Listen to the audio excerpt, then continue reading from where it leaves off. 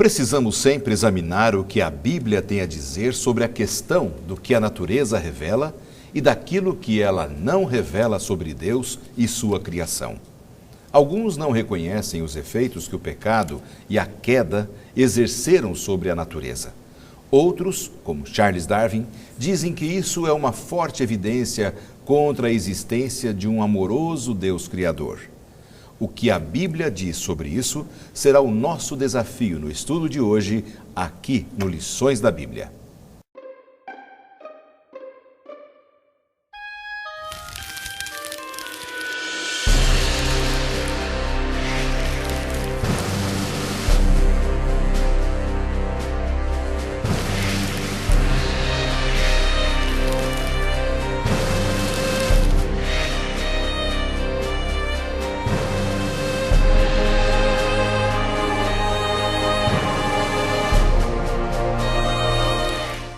A sabedoria deste mundo é loucura diante de Deus, porquanto está escrito, ele apanha os sábios na própria astúcia deles.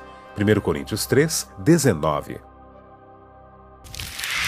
Tema da semana: Vendo por espelho obscuramente.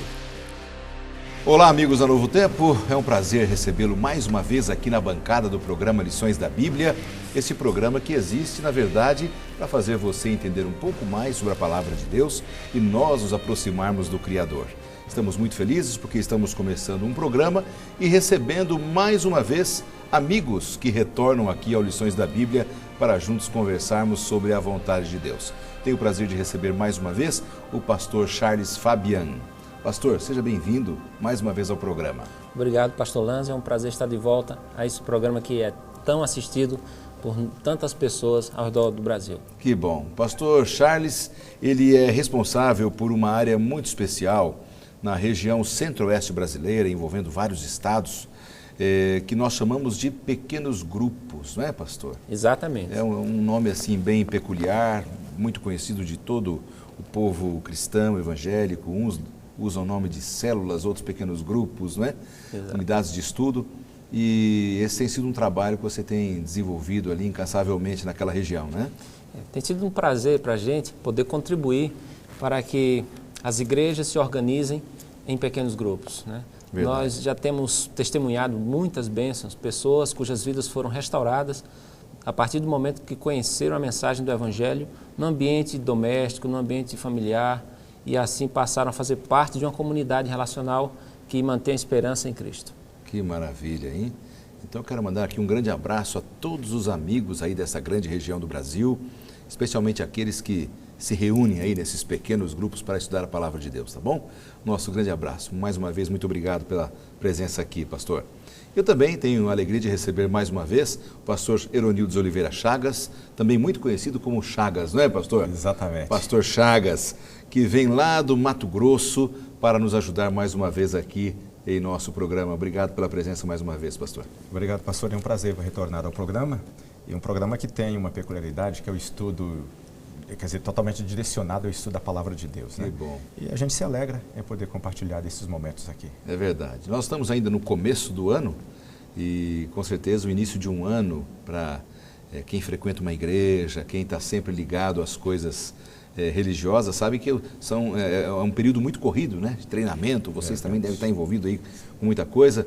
E o pastor Eronildes cuida de uma área que, com certeza, nesse começo de ano deve ter muito treinamento, né? Ele é ministerial, ou seja, é um pastor que cuida dos demais pastores daquela região do Mato Grosso, da área espiritual, profissional, também responsável pelo Ministério da Família.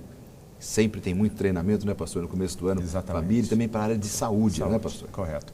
Então, nós temos lá um grupo de 60 pastores que atendem a Igreja Adventista em todo o estado do Mato Grosso. E temos aproximadamente umas 9.000 famílias e nós trabalhamos, isso considerando famílias da Igreja Adventista, com quem nós trabalhamos mais diretamente. Isso. Mas também trabalhamos para atender a família da comunidade, através de ações que procurem ajudá-los a viverem melhor. E na área da saúde também. E para esse ano de 2013 temos muitos sonhos, muitos projetos e realmente, como você fez menção, agora é um momento de muita atividade para a gente fazer a máquina funcionar, né? Para todo ano. Rolar bem durante o ano todo, né? Exatamente. Que bom recebê-los aqui, meus amigos. Meu abraço também a todos os queridos telespectadores aí do Mato Grosso, tá bom? Deus abençoe a todos vocês aí. Vamos fazer uma oração e começarmos o estudo de hoje? Vamos orar então. Obrigado, Senhor, pelo privilégio de abrirmos a Tua Palavra. Abençoa-nos para que possamos retirar da Tua Palavra o alimento necessário para a nossa vida, em nome de Jesus. Amém. Amém. O tema dessa semana é bastante peculiar dentro do nosso manual de estudos, que você já sabe, nós estamos estudando sobre as origens. E quando nós estudamos sobre as origens, sempre vem aquela expectativa, né? De exercermos fé num Deus criador, um Deus mantenedor de todas as coisas. E o título do programa Lições da Bíblia dessa semana é Vendo por Espelho Obscuramente. Como é que a gente pode entender isso, pastor Charles? A visão um pouco maior sobre esse tema dessa semana, o título. Muito bem. Para nós que conhecemos o espelho moderno, pode parecer estranho, porque a visão do espelho ela é muito nítida. Não tem como ver obscuramente, Obscuramente, né? Claro. Acontece que essa declaração foi feita no contexto em que os espelhos eram, na realidade, feitos de bronze polido, um metal que era bastante polido e era utilizado para refletir a face de quem estava diante dele. Então não era uma visão nítida, era uma visão embaçada, né? Não era tão clara, era obscura. Então essa é a razão por que existe essa expressão que Paulo usa para referir-se ao espelho, como um símbolo de uma visão que ainda não é totalmente definida, não é totalmente clara. Maravilha. A sua visão também sobre o tema, pastor? Pressupõe, pastor, que até à luz do que nós já temos estudado nas lições anteriores dessa temática que tem sido abordada aqui no programa. Sobre as origens, exatamente, né? Podemos afirmar, à luz desse tema, que o mundo já foi melhor. Diferente da pressuposição evolucionista que prega que o mundo foi desenvolvendo, foi se aperfeiçoando e tal. A pressuposição bíblica, a afirmação bíblica, podemos assim dizer, apresenta um mundo que, quando saiu da mão do Criador, era originalmente belo, perfeito. Então, o que nós podemos ver hoje são apenas vislumbres do que era. Então, nós não podemos dizer que o mundo que Deus criou era exatamente este, porque ele já foi melhor. Mas podemos ver ainda traços da perfeição, traços da beleza, da criatividade de Deus em todas as suas obras criadas, apesar da existência do que a Bíblia chama de pecado, que desfigurou, que interferiu nessa criação de Deus e alterou muita coisa do que era belo. Passou a não ser considerado não mais belo, e o que era muito bom, em alguns aspectos, não é mais tão bom assim. Exato, pastor. Também é importante a gente lembrar que o mundo, ele hoje se parece mais com um naufrágio, em que nós estamos vendo pedaços do que foi um dia, daquilo que Deus criou um dia. Então, há fragmentos, não um quadro completo. E a própria natureza reflete essa deterioração, essa queda, que essa é a linguagem que os teólogos utilizam para mostrar que o mundo, como nós o conhecemos hoje, não reflete totalmente o plano original de Deus no princípio. Mesmo porque aqueles que alegam que a coisa melhora, a gente não está vendo, né? Essa melhora, né? Ela está piorando. A degradação da natureza, a destruição, não só da natureza como todo, mas das espécies, fauna, flora, incluindo tudo, a gente vê uma degradação. Sim, e não algo que se desenvolve. A própria instabilidade do ciclo da natureza, né? Às vezes faz frio numa época de calor e vice-versa. Então, a gente percebe que alguma coisa está em desequilíbrio. Então, o que gerou isso, a lição dessa semana aborda exatamente essa questão, né? Um elemento que desagregou, que gerou esse desequilíbrio naquilo que era perfeito quando Deus criou. Né? Interessante que o verso bíblico principal aqui do nosso estudo nessa semana está na primeira carta de Paulo aos Coríntios, capítulo 3, verso 19, que diz: a sabedoria deste mundo é loucura diante de Deus, porquanto está escrito, ele apanha os sábios na própria astúcia deles. É uma referência de que, às vezes, quanto mais uma pessoa se desenvolve, cresce, estuda, às vezes ela corre o risco da arrogância, da jactância e de excluir a Deus do seu conhecimento, porque Deus é o Deus do conhecimento. Mas às vezes nós, seres humanos pecadores, quando nos desenvolvemos e atingimos um certo patamar, é como se muitos se esquecessem de Deus. Não, eu confio mais no meu conhecimento do que no conhecimento de Deus. É essa loucura que Paulo está dizendo aqui? Eu creio que sim, porque embora Deus não promova a ignorância e nem a patrocina, né, de forma alguma, Ele incentiva, Ele quer que o ser humano se desenvolva. Claro. Ele nos criou com essa capacidade de desenvolvimento. Mas seria um ato de loucura, um desenvolvimento que queria independer. É como alguma coisa que dependa da energia elétrica para ter funcionamento e queira, é uma ilustração, que queira se independer dessa fonte que a faz funcionar. Então, o ser humano não tem vida em si mesmo, depende de uma fonte de vida, que é Deus. Então, querer independer-se disso, como a própria Bíblia afirma que o temor do Senhor é o princípio da sabedoria, não existe sabedoria autêntica que não derive dele. Independer-se dessa fonte seria um ato realmente de loucura, como a Bíblia descreve. Então, o que a natureza revela sobre Deus e o que a natureza não revela sobre Deus? Aí está o X de uma questão importante. Muito bem, eu vejo que a natureza ela revela Deus naquilo que está relacionado ao altruísmo, à cooperação, à própria beleza, aponta para uma fonte além de nós mesmos. A diversidade. A diversidade, a ordem. Ainda vemos isso mesmo no mundo caído. Verdade. Mas a natureza ela não pode dar um bom testemunho sobre Deus naquilo que reflete uma ação de destruição, de egoísmo, de violência. Então, esses são aspectos que não pertencem ao plano de Deus, que foram consequências da queda do mundo, né? E vocês acreditam, então, no caso, pastor Charles, pegando esse seu gancho, que aí, de repente, está um ponto em que muitos deixam de entender, não conseguem atingir essa compreensão. Eles falam, não, mas eu não posso achar que Deus criou um mundo assim tão mal, que se destrói. Esse é o ponto em que devemos ter equilíbrio para entender o que a natureza revela e o que ela não revela sobre Deus? Com certeza. Nós não poderemos ter um quadro completo a respeito desse assunto se não considerarmos uma interferência no plano de Deus. Um ser criado que trouxe uma rebelião e essa rebelião provocou sérias consequências. Houve uma fissura no plano original de Deus para esse planeta. E isso acarretou sérias consequências. A mais drástica, com certeza, é a morte. Muitos se questionam sobre a existência de Deus quando olham a partir dessa perspectiva de um mundo que está em degradação. Em degradação, verdade. Quando, na realidade, o quadro deveria ser a partir do modelo original, conforme a Bíblia revela. É interessante o seguinte, né? Aqui no nosso manual de estudos, nós vemos aqui um títulozinho que, apesar de todo esse problema de degradação, do pecado, a terra ela é do Senhor. Ela foi criada por Deus, né? Saiu das mãos do Senhor. E aí tem uma pequena história no nosso manual de estudos, que você já sabe, você pode ter acesso através do nosso blog ou através do site da Casa Publicadora Brasileira, que está aparecendo aí na sua tela. Uma pequena historinha que diz que um cientista, lógico, uma alegoria, né? Certa vez fez um desafio a Deus, argumentou que ele poderia criar a humanidade, por exemplo, tão bem quanto qualquer Deus. E então o Senhor disse, ok, vá em frente e faça isso. E o cientista então começou, segundo esta alegoria, a juntar algum pó. Mas Deus disse, olha, espera um minuto, faça o seu próprio pó, esse aí é meu, né? Esse é o meu pó, eu criei, né?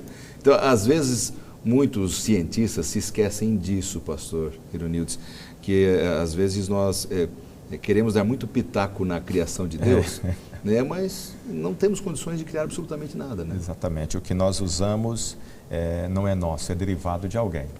E nós não temos em nossas mãos a capacidade de criar matéria, né? Então, quando a gente depara com essa realidade no texto bíblico, isso nos leva assim, a um reconhecimento da nossa limitação, da grandeza de Deus. Isso nos leva a reconhecer que precisamos ser humildes diante de toda a grandeza que é o Senhor. Daquilo que Ele fez, ninguém pode imitar. É verdade. Quando a Bíblia diz, até Deus lança um repto, um desafio, né? Quem criou essas coisas? Quem é que faz isso? Então, acho que essa alegoria que foi mencionada aqui, ela é sui generis, ela nos leva a pensar. Então, se eu não posso fazer nada sem que não exista algo que me dê base para fazer isso. Agora, Deus não dependeu disso, né? A visão bíblica é que Deus criou a partir do que não existia. Ou seja, tudo que tem neste mundo é de Deus. Exatamente. A terra, tudo que ela produz veio das mãos de Deus. Sim. Me lembro até de um tempo atrás ter lido um grupo de cientistas aqui no interior de São Paulo, conseguiu desenvolver uma semente perfeita de laranja. E eles plantaram, perfeita, semelhante à original de Deus, né? Plantaram e não nasceu nada. E acharam ruim. Mas como? Ela é igual. Ela é perfeita, né? E aquilo me fez pensar, olha só, a ignorância humana, né? Aonde a gente é levado. Ela é semelhante, mas não é igual jamais. Ela não tem a vida. A vida é de Deus, né? E vida só pode sair onde tem vida. Exatamente. E nossa vida não é inerente. Esse conceito de que a terra é do Senhor, ele inclui os moradores da terra. Claro. Né? E esse senso de pertinência ou de reconhecimento de que nós não somos os donos do ambiente em que vivemos, nem de nós mesmos, faz com que nós tenhamos um respeito. Uma das consequências positivas é o respeito pelo próximo e pelo meio ambiente. Uma questão sempre bem levantada na mídia, a questão do cuidado com o meio ambiente. Eu diria que os melhores ecologistas são aqueles que, reconhecendo que Deus é o Criador, têm respeito pela criação. Verdade. Até que ponto, então, um cristão deveria estar engajado nessas causas ecológicas, assim, já que é tão importante proteger o meio ambiente, a terra que Deus criou? Pastor, eu depois creio eu posso ouvir sua que opinião. ele deve estar comprometido, sim, com essa consciência de que o que ele tem, ou o que o ser humano tem, não é dele. Deus nos colocou nas mãos o mundo que ele criou para administrar, para cuidar. A linguagem bíblica, inclusive, empregada nesse sentido, quando Deus deu o mundo criado a Adão, e ali é uma representação de toda a humanidade, é exatamente essa. Deus o colocou ali para cuidar, no sentido de proteger. Então, por isso, esse conceito até já foi considerado nas lições anteriores, até aqui estudadas, e já foi abordadas aqui no nosso programa, esse conceito de descartar a criação de um propósito divino implica nessa questão. Então, se tudo veio do nada, eu não tenho responsabilidade com isso. Mas quando nós olhamos sobre as lentes da criação, do criacionismo, nós podemos perceber, não, isso aqui é uma responsabilidade minha, cuidar do que Deus fez, porque é importante para a preservação da própria vida, mas acima de tudo não é meu. Eu estou cuidando de algo que alguém colocou na minha mão. Acho que o cristão deve se envolver nisso. Eu penso que não precisa ele, talvez, adotar aquele comportamento radical, que às vezes se expressa por aí em alguns segmentos sociais, né? Aí, né? Porém, com o devido equilíbrio, a própria obediência e lealdade às orientações divinas, às leis de Deus, já protege o mundo dessa depredação que se tem por aí. Perfeito. Só para a gente encerrar e chamar o bloco, pastor, eu vou fazer o seguinte, segura o teu comentário aí, a gente vai para um rápido intervalo, nós voltamos já e você entra com o seu comentário. Pode ser? Pode ser. Então não saia daí, porque nós voltamos em instantes para o segundo bloco do programa Lições da Bíblia dessa semana.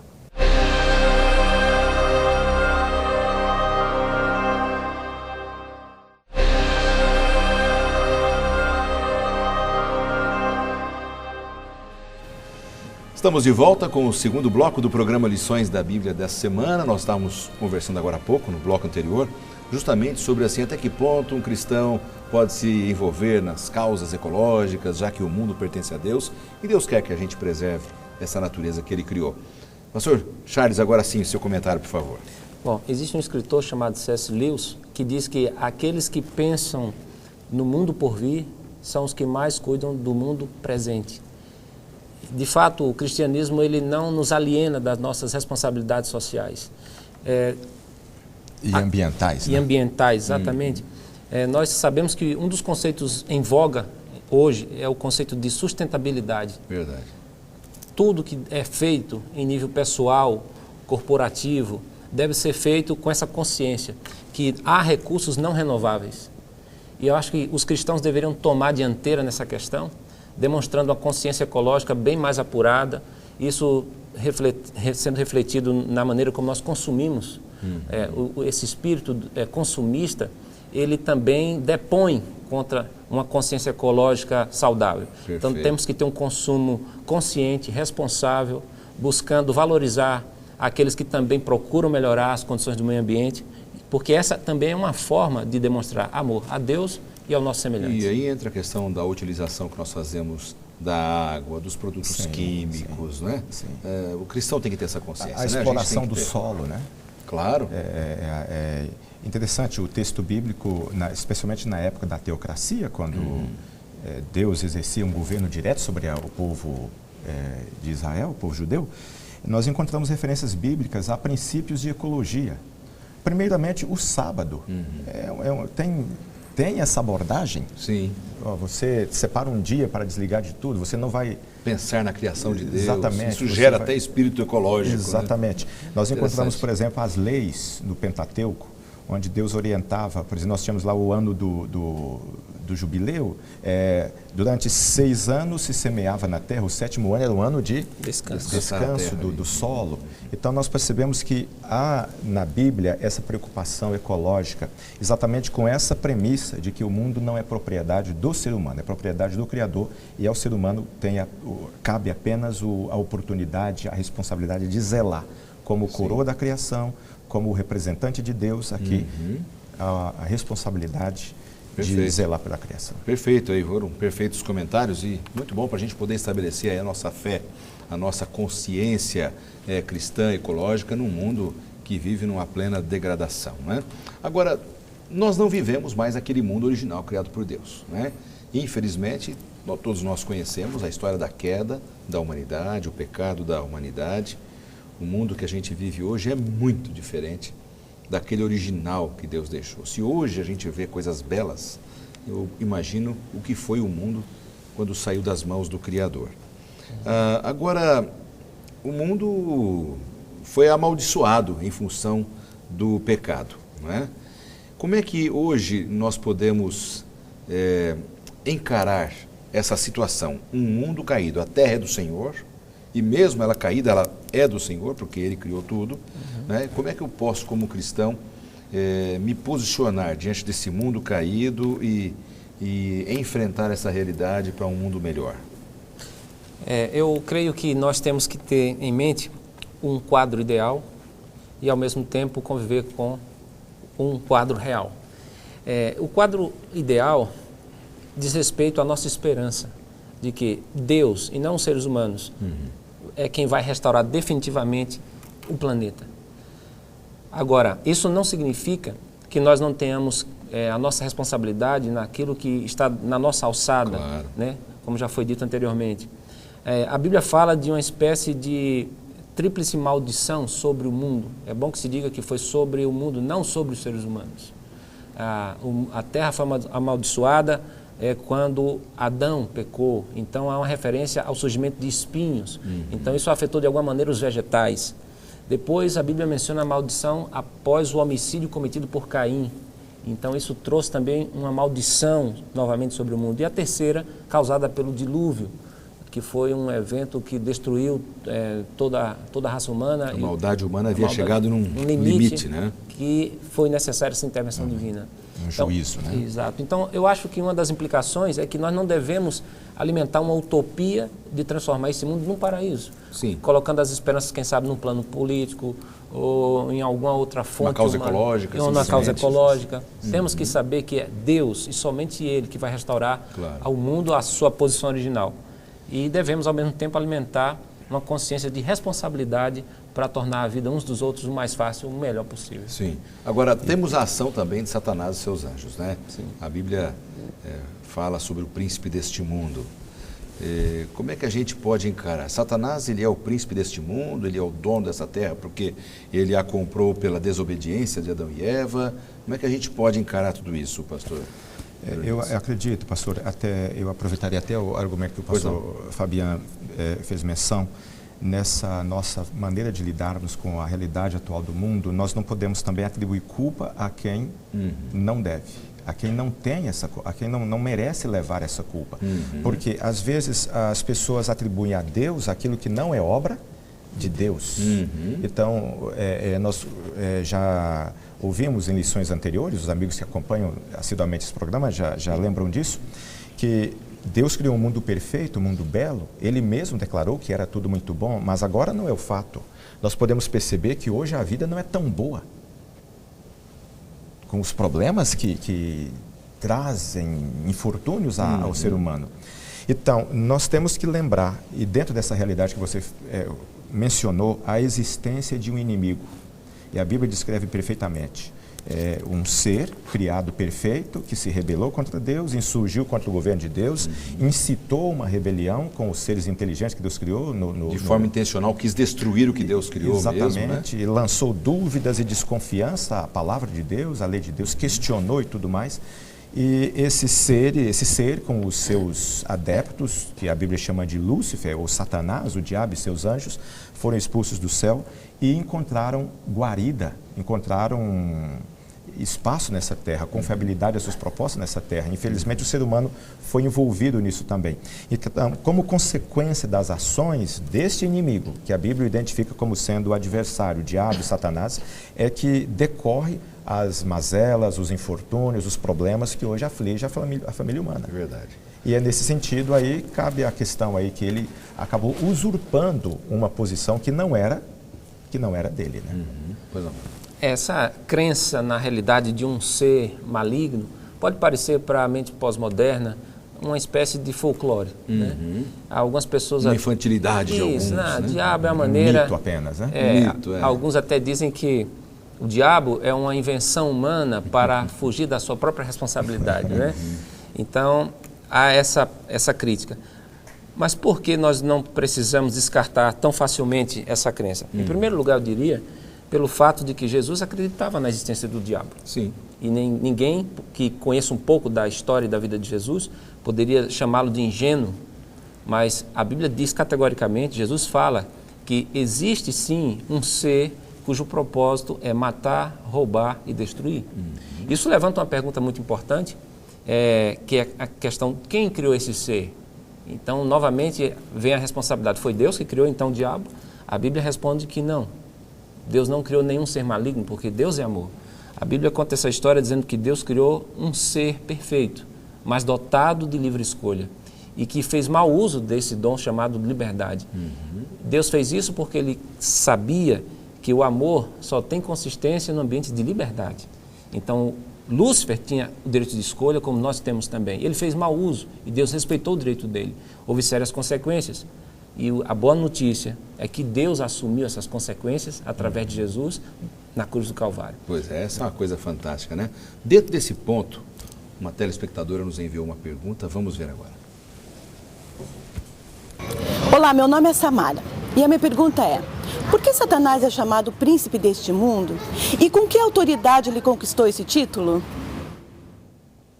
Como é que a gente pode responder aí para Samara, pastor Chagas? Olha, a Samara realmente traz uma pergunta muito importante, porque este é um questionamento que muita gente sincera tem. Verdade. Então, quando nós olhamos para o relato bíblico, nós percebemos que quando Deus criou o mundo, criou e deu ao homem, ao ser humano, para cuidar do ser humano. Então, o ser humano era o legítimo representante deste planeta.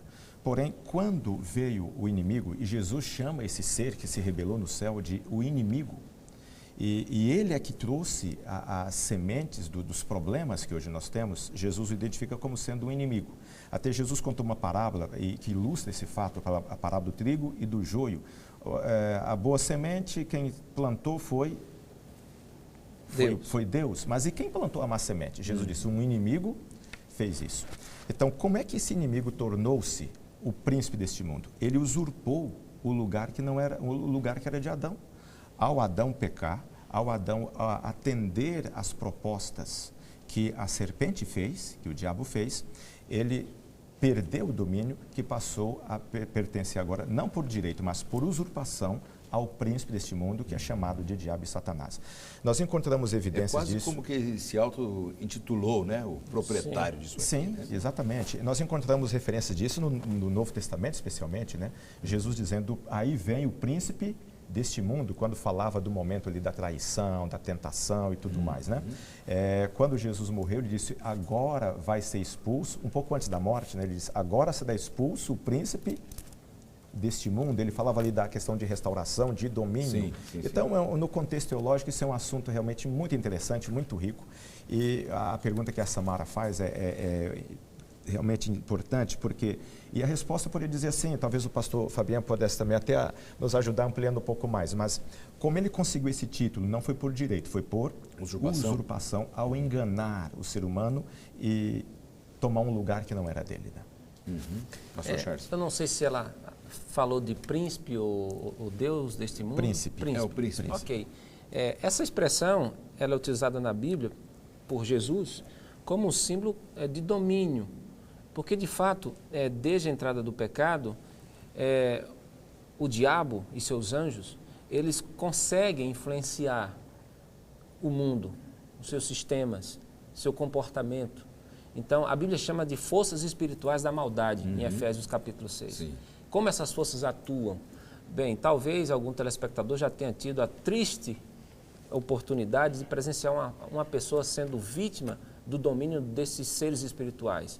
Então, essa influência acontece, às vezes, de maneira muito brusca, levando as pessoas a ficarem numa situação chamada de possessão, mas não apenas nesse tipo. Às vezes, a influência, o domínio de Satanás acontece de maneira mais sutil, com ideologias, com crenças, com entretenimentos que vão manipulando o comportamento das pessoas, conduzindo-as para uma vida de autodestruição.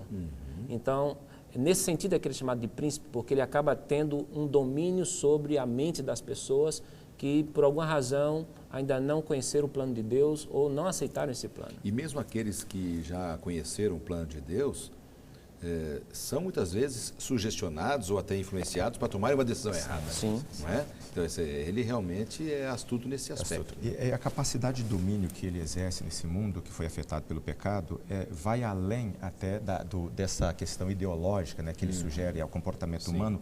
Nós podemos ver também a ação desse inimigo, que é chamado de o príncipe do mundo, até na própria natureza. Nós podemos ver as alterações que na natureza, né? Até eu creio que seria interessante mencionar aqui, não faz muito eu assisti uma reportagem num zoológico aqui no Brasil, onde um animal, uma fêmea que estava numa jaula com o seu parceiro, o macho, ela fugia da jaula para se acasalar com outro, numa outra jaula, que não era tão pertinho, e aí a pessoa diz, isso é um comportamento natural, isso é da natureza. Então, tentando de alguma forma justificar o comportamento que, se nós agimos assim, também é natural. Exatamente. Mas à luz do relato bíblico, nós podemos perceber que por trás da natureza, que hoje é imperfeita, a ação de um inimigo. Então, nós não podemos dizer que isso é o comportamento adequado, porque Deus criou assim, porque hoje a natureza é imperfeita. Também não podemos culpar a Deus por isso. De forma nenhuma. De forma nenhuma. Aliás, de acordo com Romanos 8, versículo 19 em diante, diz: a ardente expectativa da criação aguarda a revelação dos filhos de Deus, pois a criação está sujeita à vaidade, não voluntariamente, mas por causa daquele que a sujeitou, na esperança de que a própria criação será redimida do cativeiro da corrupção para a liberdade da glória dos filhos de Deus. Então, a própria natureza sofre os efeitos dessa influência do mal. Verdade. Meus amigos, nós vamos para mais um intervalo e nós pedimos para que você não saia daí, porque já voltamos com o terceiro e último bloco do programa dessa semana.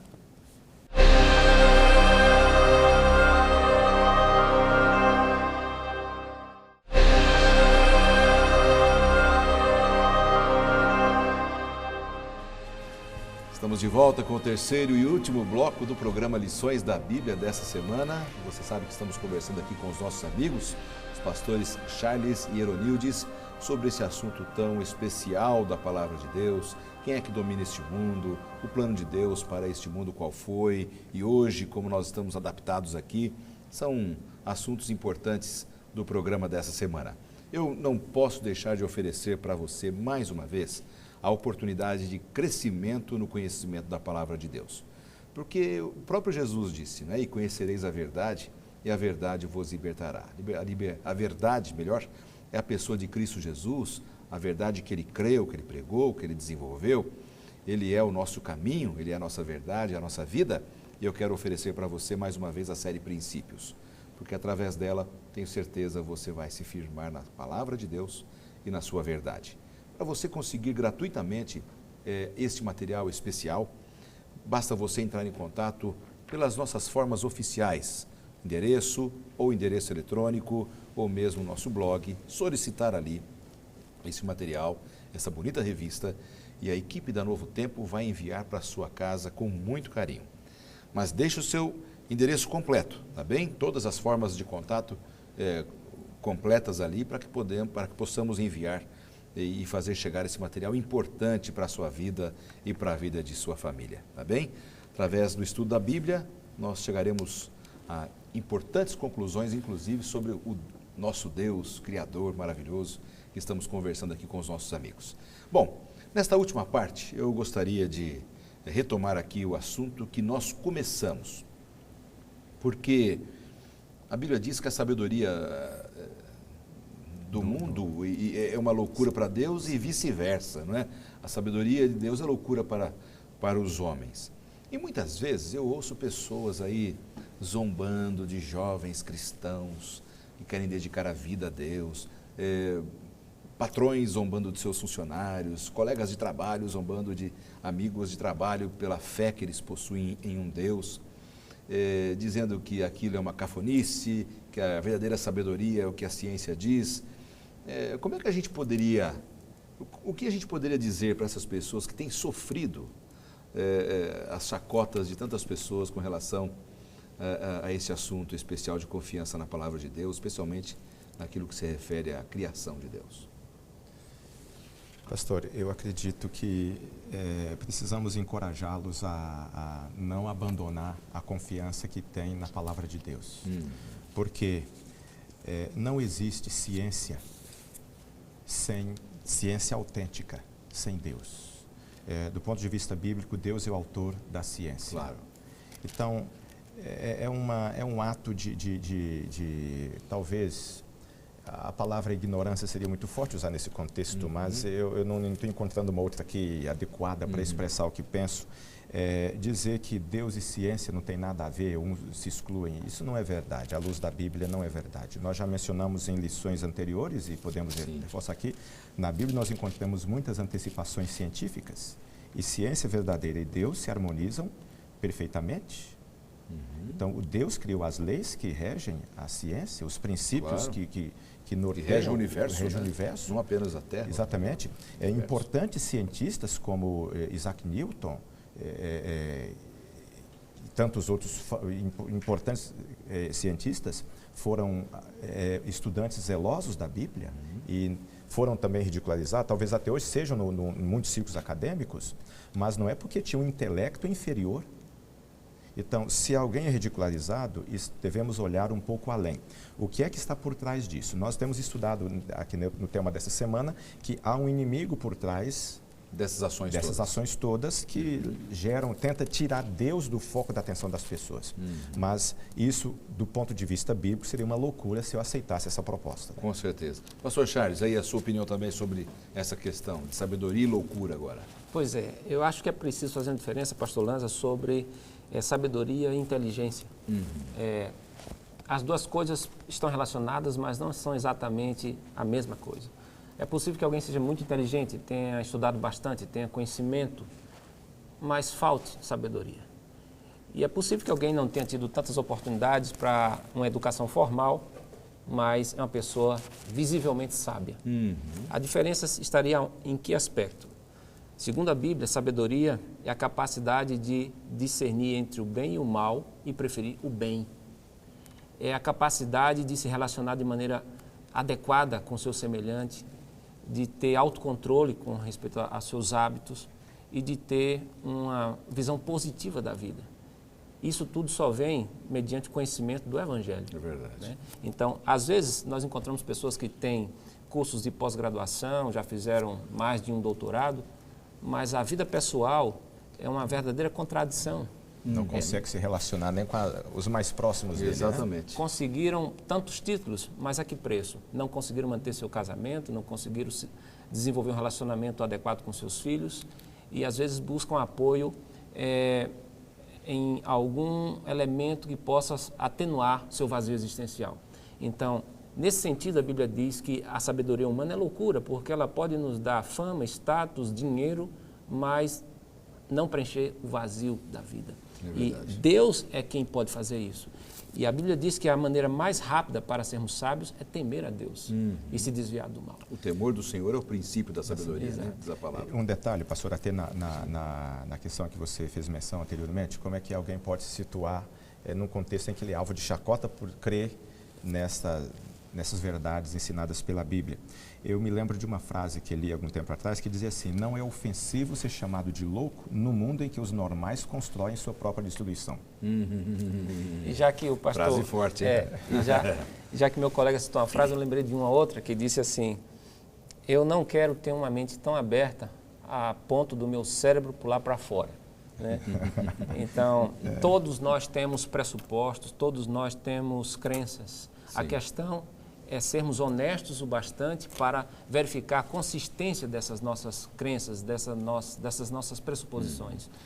O cristão não se apresenta como alguém que tem a resposta para tudo, isso seria muito, muito arrogante, mas o cristão é alguém que sabe quem tem resposta para tudo. Exato. E nós, de alguma maneira, tentamos conviver sem respostas a algumas perguntas, por causa de conhecermos quem tem as respostas. Então é melhor ficar sem respostas do que dar resposta inadequada. É verdade. Uma resposta errada. Né? Uma resposta errada. Isso é uma coisa muito importante. Olha, então, você que está acompanhando o nosso programa e tem sofrido essas ações de pessoas que zombam da sua fé, da sua crença, continue marchando. Né? Deus é o Deus do conhecimento. Não é? Una o conhecimento da palavra com o conhecimento secular, científico, até o ponto em que eles não entrem em choque. Se você tiver que escolher por um ou outro, escolha ficar ao lado de Deus, porque Ele é o Deus do conhecimento. Né? E com o tempo você vai ver que essa vai ser a melhor decisão. Exatamente. Eu me lembro de uma frase, um amigo me disse que leu essa frase na antiga revista Manchete. Então, naquela época, havia um processo de depredação da natureza lá no Mato Grosso, um desmatamento desenfreado e tal, e houve um protesto de um índio. Ele dizia assim: só quando o homem destruir todas as florestas, acabar todas as caças, os peixes dos rios, ele vai perceber que dinheiro não mata fome. Eu acredito que no contexto dessa questão de sabedoria do mundo, porque às vezes essas pessoas que descartam a atuação de Deus na criação, a responsabilidade que nós temos diante de Deus hoje com o ambiente, que já foi tema da nossa discussão aqui nos blocos anteriores, esquecem essa questão. Mas aqui nós estamos vendo uma afirmação de sabedoria, levar em conta que aquilo que Deus criou é parte da nossa própria existência também, temos responsabilidade com isso, e a sabedoria verdadeira inclui isso, o Criador e a criação. Descartar isso seria, sem dúvida, um ato insano. Exatamente. Eu só queria fazer um breve comentário ainda nessa parte, sugerindo também agora para os nossos irmãos e irmãs que o que nós estamos dizendo aqui não é uma apologia à ignorância. Exatamente. Né? Pelo contrário, a Bíblia diz em 1 Pedro, capítulo 3, verso 15, antes santificai a Cristo como Senhor em vosso coração, estando sempre preparados para responder a todo aquele que vos pedir razão da esperança que há em vós. Então, nós temos uma razão para crer. Claro. E essa razão, ela é forte, ela é intelectualmente forte. Que quem quiser descobrir a respeito do cristianismo, dos fundamentos do cristianismo, verificará por si mesmo que há fortes argumentos e evidências a favor da fé. É exatamente isso. Agora, falou em fé. Eu queria fechar então, começar o processo final. Vamos nos encaminhar para o encerramento do programa, terminando com essa questão da fé, não é? A importância de mantermos a nossa fé bem estabelecida. O Salmo 8 é um salmo muito especial nesse aspecto, né? Um dos mais amados, que Davi ele se apresenta diante de Deus como um crente em Deus, não é? A criação falava da majestade do Senhor, e Davi revelou isso em vários salmos, não é? Então, onde entra a fé? Até que ponto eu devo exercê-la em meu dia a dia, para evitar assim, esses confrontos naturais que existem? E é isso que Deus deseja para nós, que a gente viva pela fé, manter o nosso olhar sempre naquele trono do céu, por onde nós caminhamos? É uma necessidade, porque como nós consideramos no começo do nosso tema, Sim. A natureza, embora ainda traga vislumbres ou da criação de Deus, da atuação de Deus na criação, essa revelação ela é imperfeita. Então, para nós acreditarmos hoje num Deus de amor, vendo o ambiente ao nosso redor, nós precisamos realmente ter fé. Sim. Porque se nós olhamos apenas na visão natural, como propõe o darwinismo, nós vamos chegar à conclusão, realmente um Deus amoroso fica totalmente descartado. Mas, aos olhos da fé, nós podemos ver que isso é um fato. Jesus, inclusive, nos incentivou nessa questão. Ele veio ao mundo com uma missão, salvar o ser humano, mas para isso também ele veio com uma missão de desmascarar as acusações que o inimigo havia feito ao caráter de Deus, acusando-o de ser um Deus tirano, um criador tirano, déspota e tudo mais. E Jesus viveu unicamente fazendo o bem. A caminho da cruz, Jesus usou uma afirmação muito importante. Ele disse: quem me vê a mim, vê o Pai. Então, aquele ser que preocupou-se com a vida humana, fazer o bem, de restaurar o ferido, de curar, ressuscitar mortos, aliviador do sofredor, é uma revelação do Pai. Agora, olhando ao nosso redor, precisamos ter fé para acreditar que esse Deus de amor ainda é soberano, né? Bom, meus amigos, olha, o nosso tempo foi embora, viu? E eu gostaria que nós terminássemos aí com uma mensagem de cada um de vocês para os nossos telespectadores, fechando, dando esta amarrada no tema dessa semana aqui no Lições da Bíblia. Pastor Charles, vamos começar contigo agora. Então, eu gostaria de tomar esse tempo para falar de uma historinha que eu li há algum tempo, de uma família de camundongos que morava num lugar que eles não sabiam, mas era o interior de um piano. E depois de um período, eles ouvem uma linda música. E um dos ratinhos diz: olha, que música vocês estão ouvindo? Eu creio que existe um pianista lá em cima tocando. E os outros ridicularizaram: onde está esse pianista? Ninguém viu esse pianista, você está sonhando? E aí alguém escalou num ponto do piano e viu só as cordas ali e as teclas, a parte mecânica do instrumento em movimento e voltou. Não disse?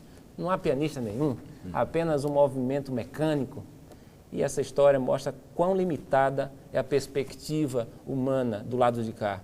Às vezes as pessoas acham que podem dizer que Deus não existe porque foram ao espaço e não viram Deus, mas elas, como aqueles ratinhos, não viram além do piano. Então Deus existe, Deus é real, e eu diria para você que luta com dúvidas, busque de maneira honesta a Deus. Quem sabe você possa dizer: Deus, revela-te a mim, e Deus vai ouvir sua oração. Pastor Charles, muito obrigado pela sua participação mais uma vez. Deus abençoe seu ministério, viu? Obrigado. Pastor Ironilde, sua mensagem final. Eu queria incentivar nosso amigo que está nos acompanhando, pastor, a confiar plenamente na palavra de Deus. Mesmo se tudo ao seu redor, se alguma, ou não, talvez não tudo, né, mas se alguma coisa ao seu redor não é o ideal, não está como você sonhou, e você já foi tentado a pensar que você foi esquecido nesse mundo, ou mesmo se você foi influenciado pelos pensamentos modernos que tentam tirar Deus do cenário atual e descartar totalmente a atuação e interferência de Deus hoje, mantenha sua confiança firme. Lembre-se que a ciência, embora sendo importante, ela é um empreendimento humano, e o que é humano é falível. O único que é infalível é Deus. Então você pode acreditar na ciência, mas ao teu ponto que ela não conspira contra esse único que é verdadeiramente infalível. Então mantenha sua convicção naquele que é realmente confiável e dê prova disso. Maravilha. Pastor Ironildes, muito obrigado também pela sua participação. Deus abençoe o seu ministério. Obrigado pela sua audiência sempre aqui ao programa Lições da Bíblia, pela sua TV Novo Tempo, que você possa estabelecer bem a sua fé no grande Criador, nosso Deus e Pai Todo-Poderoso. Vamos fazer uma oração para terminarmos? Obrigado, Pai querido, porque entendemos que Tu és o nosso Pai. Nos destes uma terra perfeita, que foi manchada pelo pecado, mas prometestes a nós recriar este mundo para habitarmos contigo para sempre. Confiamos nisso em nome de Jesus. Amém. Amém.